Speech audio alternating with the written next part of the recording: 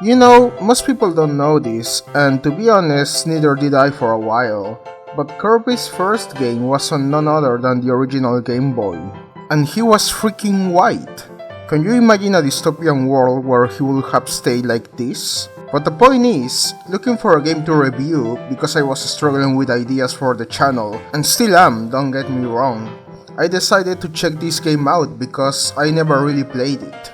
And you know what? For the first ever Kirby game, it's pretty decent. Now, Kirby here doesn't need an introduction. We all know him whether or not you have played any of his games.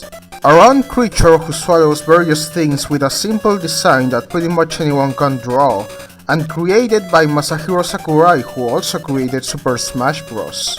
But just like me for a while, you probably haven't really thought about his beginnings. And just like any other franchise out there, the first Kirby game was decent, but it definitely had a lot of improvement over the years. Kirby's Dreamland, released in 1992, was the debut of this beloved video game mascot, and what a start it was.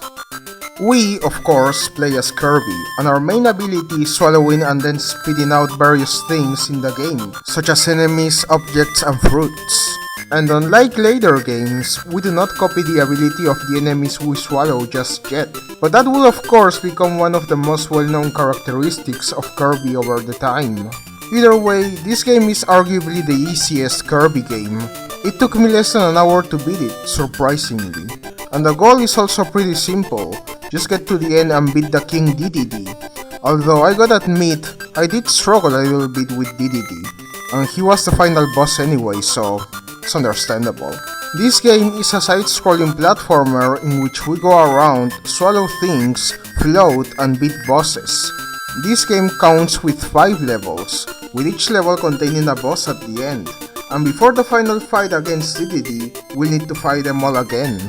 But as simple as this game may seem, it also establishes us to many things that will be pretty much core to the franchise, such as the enemies, which include Waddle Dees, Waddle Doos, Scarfies, Caboose, Gordos, Brontoboards, etc. And of course the bosses, Wispy Woods, Lololo and Lalala, Kabula, Kraiko, and King DDD. Even little things such as the health restorers, which came in the form of food, and mechanics like being invincible will be in pretty much every Kirby game from then on. In fact, one of the health containers, the tomato with the M on it, will then be in the original Smash Bros. As a health container for all players, with more food being added in later Smash games. When it comes to the levels, even though there's very few of them in this game, they're also distinctive and easy to get through. You can do platforming, swim underwater, and of course, fly around them. Then we have yet another pretty core element in the Kirby franchise, the music. Composed by Jun Ishikawa, the soundtrack of this game is upbeat, joyful, and is a tone setter for the whole game, with this game having some of the most iconic tracks in the Kirby franchise.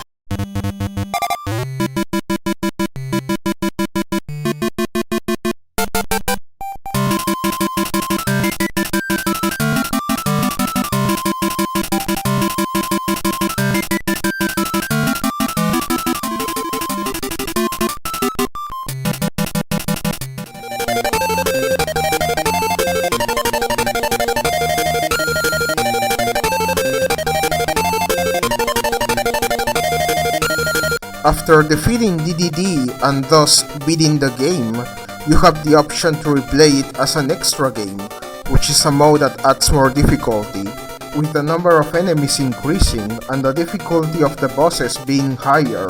I personally didn't end up playing this mode, but I still appreciate the fact you got an extra mode after you were done with the game, which was already short itself. Overall, this is a game that everyone can play and get behind. Even if you never played a Kirby game before, I would say this is a cool place to start. And I can't say that for many first games in a franchise.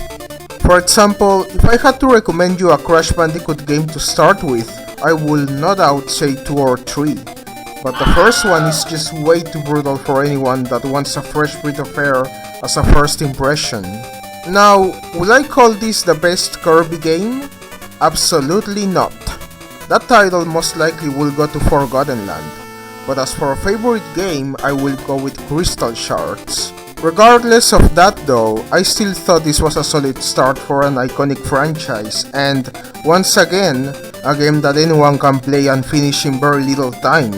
Truly a great first impression to anyone who isn't familiar with the franchise. And with all of that said, I give Kirby's Dreamland a 7 out of 10. And that's pretty much it. Thank you so much for watching this video. I know it's been a while since I uploaded here, but look, it's hard to be consistent when you got so much stuff to do outside of making videos. So let's just say I'll try to come up with ideas for at least a weekly video. So yeah, again thank you and I'll see you in the next video. Bye. Hey, thanks a lot for watching this video. If you enjoyed what you saw, make sure to like the video and subscribe to my channel.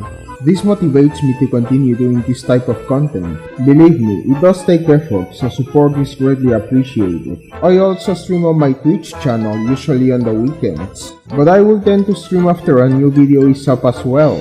So chances are I might be live there right now. So feel free to go and say hi. And finally, don't forget to join my Discord server. We have a small but cool community and it's also a good place to hang out, so come join us. With that said, thank you and I'll see you in the next video. Bye.